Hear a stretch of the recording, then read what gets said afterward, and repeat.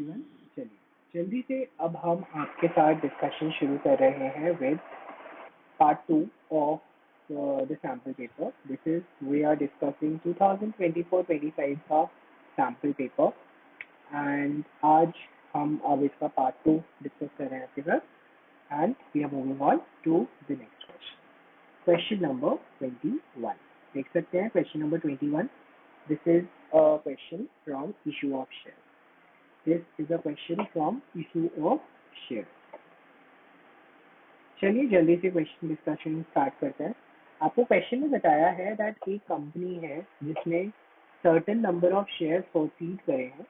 ठीक है, जिसने certain number of shares proceed करे हैं जिसका फेस वैल्यू 10 रुपीज है ना. Face value of the share is 10 rupees for the non payment of final call money of 4 rupees. मतलब फाइनल कॉल मनी 4 रुपए का उसने पेमेंट नहीं किया. दैट मीन्स 10 में से 4 रुपए उसने पे नहीं किया. दैट मीन्स उसका पेड अप अमाउंट कितना है. तो उसका पेड अप अमाउंट हमारा 10 माइनस 4 दैट इज 6 रुपीज है ना. अब क्योंकि हमें फाइनल कॉल का पैसा नहीं दिया तो इसका मतलब the entire money has been called. सारा का सारा पैसा हम मांग चुके हैं. सारा का सारा पैसा वी हैव आस्क्ड फॉर. अगर आप देखेंगे ये शेयर जो है ये रीइश्यू हो गए थे at a discount of 5 rupees and amount of 4500 was transferred to capital reserve. 4500 हमने कैपिटल रिजर्व में ट्रांसफर किया था और 5 रुपए के हमने डिस्काउंट पे इशू करे थे ये जो शेयर थे. आपको बोला है एक तो करिए पास से करिए नेसेसरी जर्नल एंट्रीज और हमें अबव ट्रांजैक्शंस की और तो बेसिकली आपके यहाँ पे 3 ट्रांजैक्शंस होंगी, 3 जर्नल एंट्री होंगी. पहली फॉरफीचर की, दूसरी रीइश्यू की, तीसरी कैपिटल रिजर्व की. कैपिटल रिजर्व की एंट्री का अमाउंट आप ऑलरेडी जानते हो 4500. तो हमें बस नंबर ऑफ शेयर री इशूड बेसिकली निकालना है. वो अगर हमें पता चल जाए तो हमारे लिए काम बिल्कुल आसान हो जाएगा. आपको यहाँ पर एक एडिशनल काम भी बोला है करने को, दैट इज आपको शेयर फॉरफीचर अकाउंट बनाने को बोला है. ठीक है, this is a ledger account that I have asked you to prepare. चलिए क्वेश्चन ज्यादा टफ नहीं है तो जल्दी से इसका क्वेश्चन का सोल्यूशन करना शुरू करते हैं. This is question number 21 and this is a 4 mark question clear paper. अगर आप देख सकते हैं यहाँ पर, सिंस मैंने यहाँ से स्क्रीन हटा दिया तो let me just open up the question एक सेकंड यहाँ पर. हाँ राइट. अगर आप देख सकते हो मेरे को क्वेश्चन में फर्स्ट जर्नल एंट्री जो बनेगी वो बनेगी equity share capital account debit है ना. Equity share capital account debit right.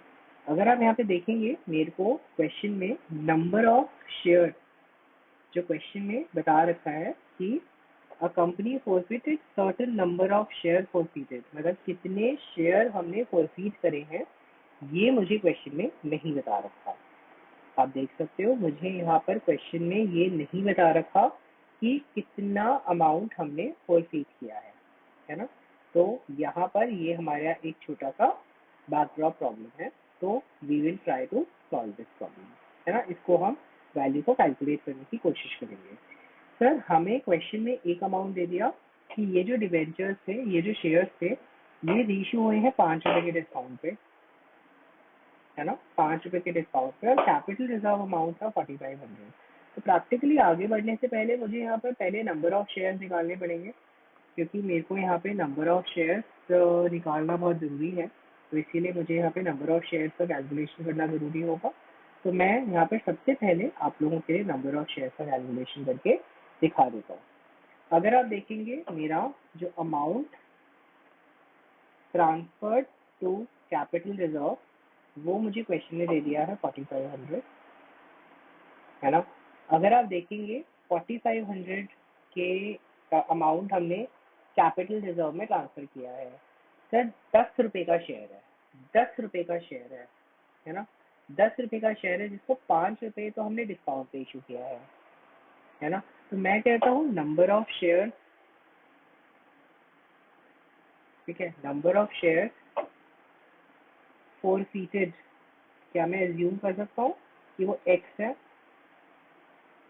ठीक है, let me assume the number of shares forfeited is x है ना.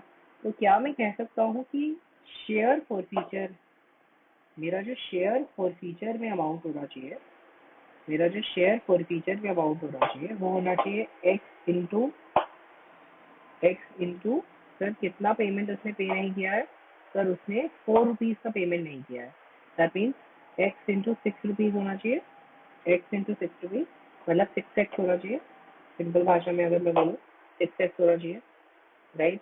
अगर आप यहाँ पे क्वेश्चन में देख सकते हैं कि मेरे को क्वेश्चन में बताया है कि मैंने मैंने शेयर जो री इशू करे हैं, शेयर जो री इशूड करे हैं सर, वो मैंने x number of share issue करे हैं, री इशू करे हैं, लेकिन 5 रुपए के डिस्काउंट पे, तो मतलब ये अमाउंट हो गया 5x, है ना। सर मुझे बोला कैपिटल रिजर्व का जो अमाउंट होता है वो होता है शेयर फॉर फीचर का बैलेंस माइनस शेयर रीशूड का बैलेंस, शेयर फॉर फीचर का बैलेंस माइनस शेयर रीशूड का बैलेंस। तो sir 4500 is equal to 6x minus 5x, तो क्या मैं कह सकता हूँ यहाँ पे x is equal to 4500 share. तो यही कैलकुलेशन मेरे लिए यहाँ पर एक इम्पॉर्टेंट कैलकुलेशन है। तो यहाँ पर मेरे को पता चल गया कि सर मेरे कितने नंबर ऑफ शेयर री इशू हुए हैं, मतलब फोरफीड हुए हैं, री इशू हुए हैं। अब मैं यहाँ पे जर्नल बना सकता हूँ, अब मैं यहाँ पे जर्नल बना सकता हूँ। सर मेरी पहली एंट्री हो जाएगी equity share capital account debit to equity share final call account, ठीक है। इसकी जगह पे आप कॉल्स इन अरियर अकाउंट भी यूज कर सकते हो, है ना, and to share for future account. तो अगर आप यहाँ पे देखेंगे हमारा यहाँ पर हो जाएगा 4500 इंटू 4, है ना, that should be 18,000. This is going to be 4500 into 10, that should be 45,000, and 45,000 minus 18,000, that should come out to be 27,000, right? So being shares forfeited, being shares forfeited, ठीक है। सर सेकेंड एंट्री मेरे पास होगी bank account debit, share for future account debit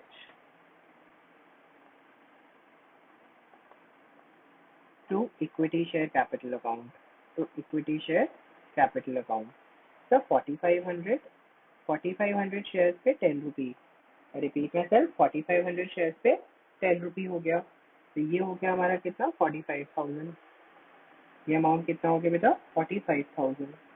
sir 4500 into 5, that comes out to be 9 18 22,500, 22,500 and 22,500। तो 4500 into 5 उसने पे किया और 4500 into 5 ही उसने हमें डिस्काउंट हमें दिया। तो ये हमारे क्या हो गए बीइंग शेयर री इशू, बीइंग शेयर री इशू। हमारे पास यहाँ पे री इशू की एंट्री हो गई है। सर थर्ड एंट्री हमारी जो यहाँ पर होगी वो क्या होगी, सर थर्ड एंट्री हमारी होगी ऑफ कैपिटल रिजर्व, जो हमें बता दी रखी है share for future account debit, share for future account debit to capital reserve, और इसका अमाउंट आपको क्वेश्चन में ऑलरेडी दे रखा है 4,500, right. This is the amount जिससे हमने बेसिकली नंबर ऑफ शेयर्स निकाले, number of shares to be forfeited and to be reissued हमने यहाँ पे कैलकुलेट करे, बीइंग अमाउंट ट्रांसफर, राइट। अब अगर आप देखेंगे यहाँ पर आपको एक एडिशनल काम करने को बोला था, जहाँ पर आपको बोला गया था कि आप शेयर फॉर फ्यूचर अकाउंट यहाँ पर एक बना दीजिए। तो अगर आप देख सकते हैं शेयर फॉर फ्यूचर अकाउंट बनाने का एक सिंपल सा फॉर्मेट होता है। हमारे पास एक लेजर अकाउंट बनाना है, ये रुपी आपको क्वेश्चन में बोला था शेयर फॉर फ्यूचर अकाउंट आपको बनाना था। तो अगर आपने देखा यहाँ पे बाय इक्विटी शेयर कैपिटल, है ना, मेरे पास आया 27,000, और यहाँ पर हमने टू इक्विटी शेयर कैपिटल, है ना, तो इक्विटी शेयर कैपिटल अकाउंट में हमने लेकर गए 22,500 फ्रॉम रीइशू, एंड यहाँ पर हम कितना लेकर गए आंसर, यहाँ पर हम लेकर गए टू, यहाँ पर हमारे पास कितना हो गया टू कैपिटल रिजर्व 4,500,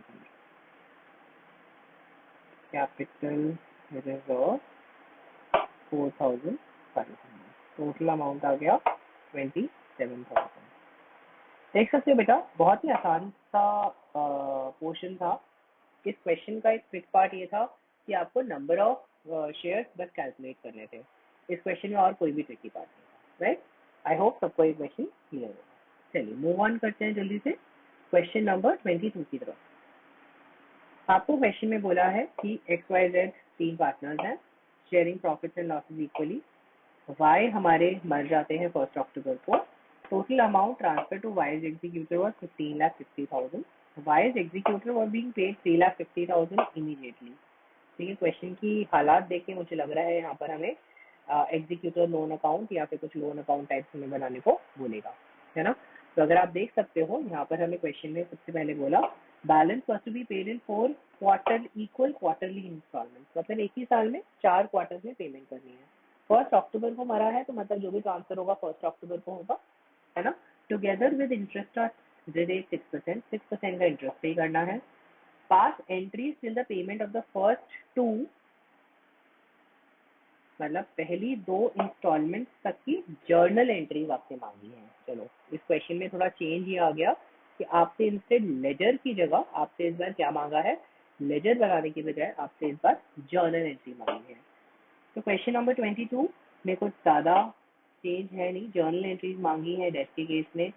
आपको सबसे पहले यहाँ पे 1 अक्टूबर, है ना, 1 अक्टूबर 23 में ये बता दिया वाई मरा है तो वाई के एग्जीक्यूटर अकाउंट में ट्रांसफर हो गया। तो Y capital account debit to Y's executor account, that's going to be the first journal entry. 15,60,000 will be the amount that would be paid, that would be transferred, है ना, being amount transferred to executor, right।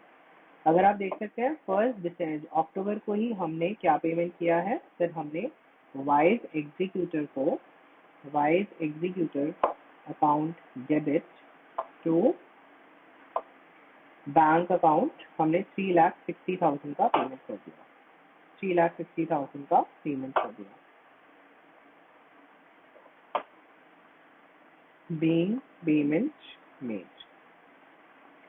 अगर आप देख सकते हैं इसके बाद में 31 अक्टूबर को तो और कुछ नहीं हुआ सर। 4 एनुअल इंस्टॉलमेंट के बारे में बात हो रही है यहाँ पे। क्या बात हो रही है, 4 इक्वल एनुअल इंस्टॉलमेंट। तो 15,60 में से 3,60 गए, बचा कितना, 12 लाख। बचा हुआ अमाउंट कितना है, 12 लाख। और 12 लाख को आप 4 इक्वल इंस्टॉलमेंट में लोगे तो 3 लाख ईच रहेंगे, है ना। तो अब मैं सबसे पहले तो 31 दिसंबर को यहाँ पर इंटरेस्ट रिसीव कर लूंगा, इंटरेस्ट का पेमेंट करूंगा।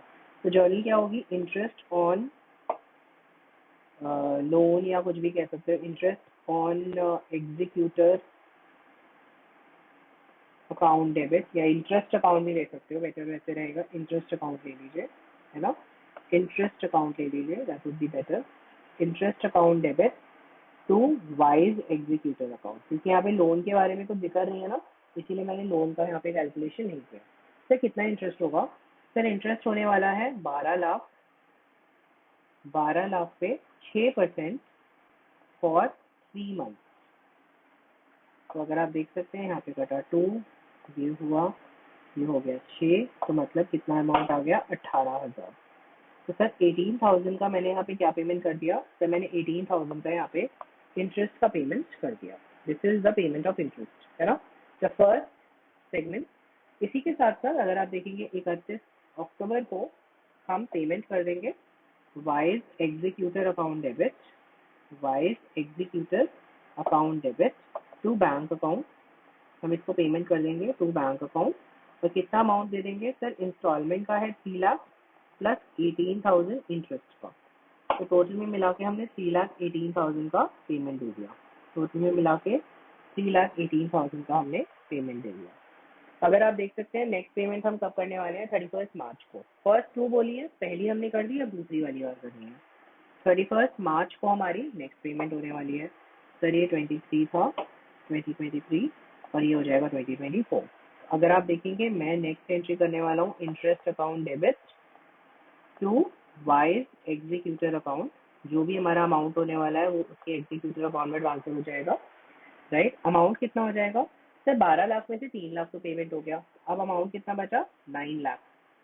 तो 9 लाख का 6%, 9 लाख का 6% for 3 month. That comes out to be right. अगर आप देखेंगे यहाँ पे 9 इंटू 3 27, 27 का हाफ 13.5, तो 13,500, 13,500 हमारा यहाँ पे अमाउंट हो जाएगा। अगर आप देख सकते हैं 31 मार्च को अब हम पेमेंट कर देंगे wise executor account debit, wise executor account debit to bank account, to bank account, and that comes out to be 3 lakh जो हमारा इंस्टॉलमेंट अमाउंट है प्लस 13,500 जो मेरा इंटरेस्ट अमाउंट है, विच वुड बी 3,13,500, 3,13,500। ये हमारे यहाँ पर फर्स्ट 2 पेमेंट्स तक की यहाँ पर एंट्री है। आई होप आप सबको यहाँ तक कोई प्रॉब्लम नहीं होनी चाहिए। आई होप ये क्वेश्चन भी बिल्कुल क्लियर होना चाहिए, सब लोगों को आई होप ये क्वेश्चन बिल्कुल क्लियर होना चाहिए, राइट। यहीं पर हमारे पास discussion of the 4 mark question, I think तो 4 मार्कर्स हमारे यहाँ पे खत्म हो जाते हैं। The discussion of the 4 markers, there are just 2 4 markers here, right? Now we are moving on to the first 6 markers, and the first 6 marker, as you can see here, comes with an option. The first question is from issue of shares. The first part of the question is from issue of shares, okay? And the second set of questions is from issue of debenture, ठीक है। तो ये हमारा 6 mark का सीधा सीधा question हमसे पूछा गया है। 23 question, 23rd question important question, अच्छा क्वेश्चन है एग्जामिनेशन पॉइंट ऑफ व्यू से, एक बहुत अच्छा उम्दा क्वेश्चन, राइट। चलिए लेट्स कंटिन्यू।